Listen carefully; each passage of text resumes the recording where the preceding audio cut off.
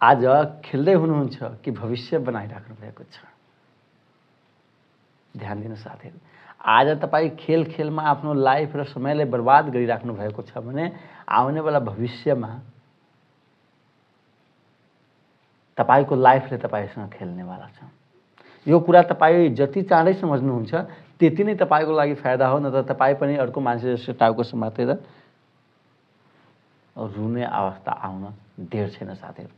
भन्छ नि, समयलाई तपाईले समयको प्रयोग गर्न सिक्नुहोस्, नत्र समय बितेपछि समयले तपाईलाई समय आफै प्रयोग गर्न थाल्छ।